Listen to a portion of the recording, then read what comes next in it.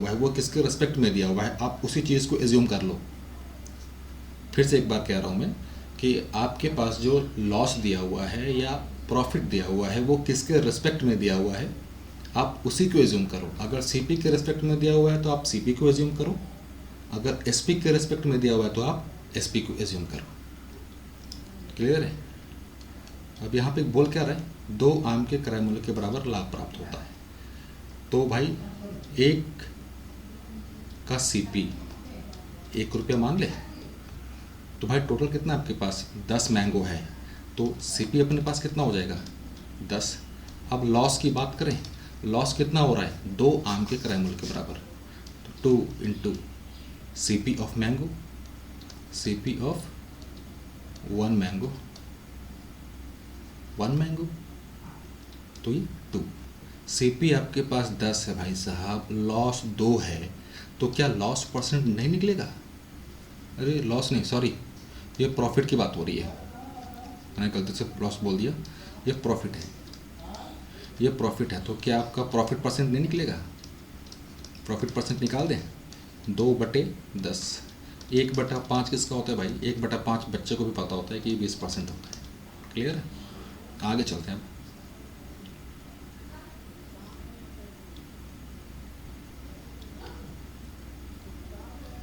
अगला भी question same question है। आफ्टर सेलिंग, यहाँ पे ध्यान देना, 2 आम के विक्रय मूल्य के बराबर हानि होती है, लॉस होती है। तो भाई एक मैंगो, एक आम का एसपी मान लो 1 रुपया, लॉस, लॉस कितना हो जाएगा? लॉस कितना हो जाएगा 2 रुपया, 2 रुपया। अब 10 आम बेच रहा है ना, तो एसपी कितना हो जाएगा अपना? एसपी अपना 10 रुपया, सॉरी 10 रुपया। अब आपके पास भाई साहब लॉस आ गया, एसपी आ गया, तो सीपी निकल जाएगा। सीपी कितना हो जाएगा यहाँ से? एसपी प्लस लॉस, 10 प्लस 2 12, तो लॉस परसेंट निकाल लें, लॉस परसेंट हो जाएगा 2 12, 1/6 आ गया। 1/6 किसका होता है? 16.2/3। क्या ये सही है ना? ऐसा तो नहीं कि मैं हर बड़ी में गलती कर रहा हूँ। 50/3, हाँ सही है, 16.2/3।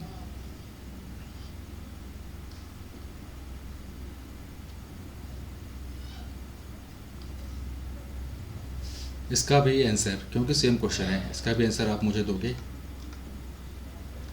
कमेंट बॉक्स में। अगर सेम तरह का क्वेश्चन है तो मैं आपसे इतना तो एक्सपेक्ट कर सकता हूँ कि आप इसका आंसर मुझे कमेंट बॉक्स में करोगे ही, और कमेंट में ज़रूर करना भाई, ताकि वही तो एक मोटिवेशन है हम लोग के लिए। क्लियर है? क्योंकि आपका प्यार, आपका साथ ही हम लोग के लिए मोटिवेशन है, तभी हम लोग लगे रहते हैं। ऐसे मैं तो काफ़ी डिसकंटिन्यू हूँ, लेकिन मैं कोशिश करूँगा कि मैं लगा रहूँ। मैं झूठ क्या बोलूँ, जो फैक्ट बात है। मैं बीच बीच में फिर डालता हूँ, नहीं डालता हूँ, मेरा कोई सीक्वेंस भी नहीं है, लेकिन मैं इम्प्रूव करने की कोशिश कर रहा हूँ कि जो भी चीज़ें हैं मैं अब सिस्टमेटिक वे में करूँ।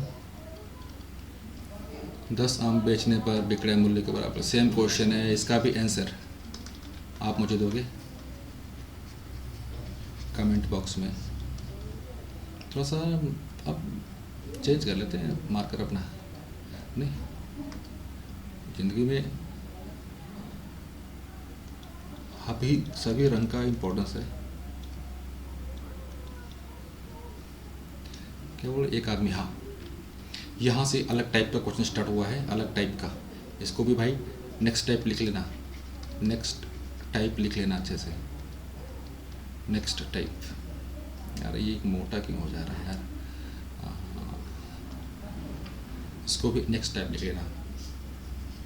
अब ध्यान देना, एक बार मैं यही चाहूँगा कि एक बार आप लोग सभी कोई क्वेश्चन पढ़ लो अच्छे से, कि एक व्यक्ति 1 रुपये में 5 आम की दर से कुछ आम खरीदता है और उसे 1 रुपये में 4 आम की दर से बेच देता है, तो उसका लाभ या हानि प्रतिशत निकालने की बात करें। तो भाई ऐसे क्वेश्चन में ध्यान देना, जिस तरह से इससे पहले वाला टाइप में हम लोगों ने ये बोला था कि आपके पास लॉस या प्रॉफिट जो भी जिसके रिस्पेक्ट में दिया हुआ है आप वही एज्यूम करेंगे, आप उसी का वैल्यू मानोगे। सेम उसी तरह क्वेश्चंस को जब आप पढ़ोगे तो आपके दिमाग में घंटी बजनी चाहिए कि भाई इस क्वेश्चन में अब क्या करना है, क्या नहीं करना है। यहाँ पे आम खरीद रहा है या कुछ भी खरीद रहा है, जो भी चीज़ें हैं यहाँ पे, तो एक तरह का ही आम खरीद रहा है। आगे क्वेश्चन बहुत आएंगे कि भाई वो 3 तरह का आम खरीद रहा है, 4 तरह का आम खरीद रहा है, फिर वो मिला दे रहा है, फिर वो कुछ भाव में बेच दे रहा है। तो भाई जब कभी भी ऐसा क्वेश्चन आए ना, तो वहाँ पे आपका जो मेन मोटिव है, मैं खुल के बोल दूँ, इस तरह के सवाल में जो मेन मोटिव है, अपना जो मूल मकसद होगा, क्या होगा, अपना मकसद यही होगा कि हम जो क्वांटिटी है, जो मात्रा है, हम उसको बैलेंस करें। मैं लिख देता हूँ इसको, क्योंकि बहुत बच्चे समझ नहीं पा रहे होंगे कि जो क्वांटिटी होगा उसको बैलेंस करेंगे हम लोग, जो उसको बैलेंस करेंगे। अब एक सवाल आता है कि भाई साहब हम बैलेंस करेंगे तो कैसे करेंगे? भाई साहब बैलेंस करेंगे, किसी भी चीज़ को एलसीएम लेकर बैलेंस करेंगे। क्लियर होगा? इतना तो पता होगा कि जब कभी भी बैलेंस करने की बात होती है 2 नंबर, 3 नंबर, 4 नंबर को, जब फ्रैक्शंस में होते हैं, जब भिन्न में होते हैं, तो हम वहाँ पे वो लेते हैं, एलसीएम लेते हैं, लॉसा लेते हैं। लॉसा लेकर के चीज़ों को बैलेंस करते हैं। तो यहाँ पे भी आपको लॉसा लेकर के ही बैलेंस करना है। क्लियर है? अब बैलेंस कैसे करना है वो सीखते हैं अभी।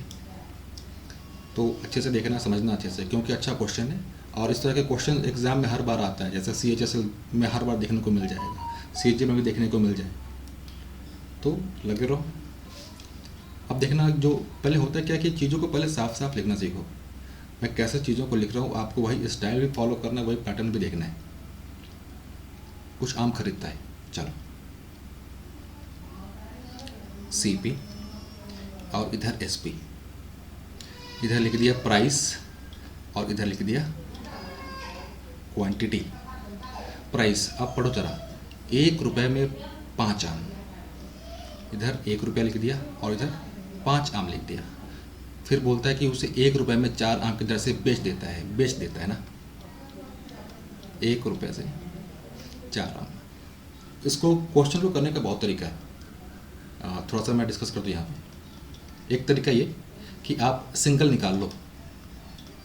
सिंगल मतलब निकाल लो, सिंगल कहने का मतलब क्या है कि एक आम का CP निकाल लो, फिर एक आम का SP निकाल लो। जब एक आम का CP और SP निकल गया, तो आप आराम से कंपैरिजन करके बोल दोगे कि भाई लॉस हुआ है या प्रॉफिट हुआ है। अब वही चीज़, वह कंसेप्ट वहीं से आया है। जब हम सिंगल निकालते हैं तो सिंगल का भी क्या निकाल रहे हो समझना, हम क्वांटिटी को एक कर रहे होते हैं, हम क्वांटिटी को बैलेंस कर रहे होते हैं CP के रिस्पेक्ट में और SP के रिस्पेक्ट में। बस वही काम यहाँ भी करना है, क्वांटिटी को बैलेंस करना है, क्वांटिटी को बैलेंस करना है। तो भाई बैलेंस करते हैं। अब चलो, यहाँ पे 5 और 4, कहाँ गया मार्कर यार? हाँ, यहाँ पे 5 और 4 दिया हुआ। 5 और 4 का जब लॉसा लोगे ना, तो भाई साहब ये अपने पास कितना आ जाएगा? 20 आ जाएगा। तो दोनों तरफ 20 बना दो। यहाँ पे 20 बनाने के लिए क्या करना पड़ेगा? तो भाई ये तो कुछ ज़्यादा ही पतला हो गया।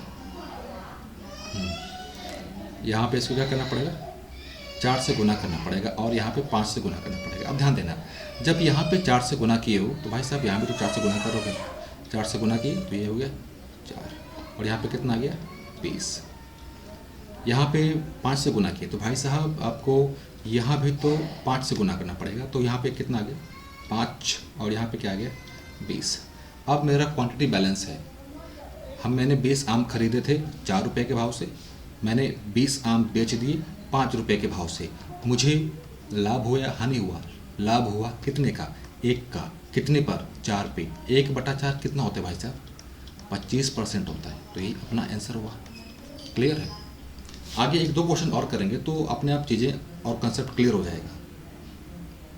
और समझ नहीं आया तो वीडियो को एक बार फिर से रिवाइज करके देख लो, रिवाइंड करके देख लो। क्लियर है?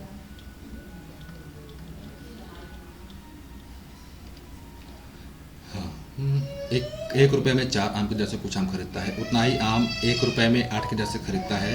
उन सभी को 1 रुपये में 6 आम की दर से बेच देता है।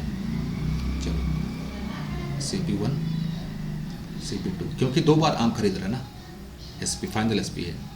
यहाँ पे प्राइस लिख लिया और यहाँ पे क्वांटिटी लिख लिया। अब यहाँ पे गलती मत करना, यहाँ पे बहुत बच्चे गलती करते हैं। मैं ये रिक्वेस्ट करता हूँ सभी से कि आप पहले इस वीडियो को रोक दो, आप खुद अटेम्प्ट करो, क्योंकि गलती पता चले, क्योंकि गलती करोगे तभी सीखोगे। क्लियर है? गलती करोगे तभी सीखोगे। तो यहाँ पे प्राइस की बात कर रहे हैं। प्राइस है अपने पास 1 रुपया। 1 रुपये में कितना ले रहा है भाई साहब? वो 4 चीज़ें ले रहा है, 4 चीज़ें। बाद में वो कितना ले रहा है? वो 1 रुपये में 8 चीज़ें ले रहा है। 1 रुपये में वो 8 चीज़ें ले रहा है। और वो बेचने की जब बात है तो क्या कर रहा है, वो 1 रुपये में 6 बेच रहा है, 1 रुपये में 6 बेच रहा है। यहाँ पे गलती मत करना। यहाँ पे गलती क्या करते हैं सब कि बैलेंस करते हैं, बैलेंस करने के बाद वो चीज़ों को फिर रिलेट नहीं करते, चीज़ों को वो रिलेट नहीं करते। बहुत बच्चे क्या करेंगे, 4 8 6 का लासा लेकर सभी को जोड़ देंगे, काम कर देंगे। लेकिन भाई साहब यहाँ पे सीपी 2 बार दिया हुआ है, तो आपको हमेशा दिमाग में बिठा के रखना है। बच्चे यहीं पे गलती करते हैं। तो 4 8 6 का लासा जब कितना लोगे तो कितना आएगा, 24। 24 सब जगह बना दो। 24 बनाने के लिए क्या करना पड़ेगा, 6 से गुना। भाई 6 से यहाँ गुने किए हो तो 6 से यहाँ भी तो करोगे, तो ये कितना आ गया 6, ये 24। यहाँ पे 3 से गुना तो ये 24। तो भाई साहब यहाँ पे 3 से गुना तो ये कितना आ गया 3। यहाँ पे 4 से तो ये 24, और यहाँ पे कितना आ गया, 4 से गुना करोगे तो ये 4। अब ध्यान देना भाई साहब, यहाँ पे जो सीपी की बात होती है, जो क्रय मूल्य की बात होती है, अब तो मैंने 24 खरीद लिए ना, अब फिर से इटरेशन आपको एक बार और लिखना पड़ेगा। सीपी एसपी, ये प्राइस और इधर क्वांटिटी। 6 और 3 कितना हो गया 9। 9 रुपये में कितना ले रहे हो भाई साहब, 48, 48। अब एसपी की बात करें, 4 रुपये में कितना ले रहे हो 24, 4 रुपये में कितना ले रहे हो 24। अब 24 48 का लसा लो, 24 48 का लसा लो तो 48 आएगा। तो 48 बना दो। 48 बनाने के लिए क्या करना पड़ेगा, यहाँ पे 2 से गुना। तो भाई 2 से यहाँ भी गुना करोगे तो ये कितना आ गया 8, और इधर अपना 48। 48 और 48 बैलेंस हो गया। अब आते हैं प्राइस के ऊपर। सीपी है आपके पास 9, आप एसपी है 8। कितना कम किया, 1 कम हुआ, मतलब नुकसान हुआ। कितने का नुकसान हुआ, 1 का नुकसान हुआ। कितने पर, 9 पे। 1/9 किसके लिए आता है, 11.1/9%। 11 होल 1/9% का क्या होगा, लॉस होगा। क्लियर है, यहाँ तक तो क्लियर होगा आशा करता हूँ। और फिर से एक बार मैं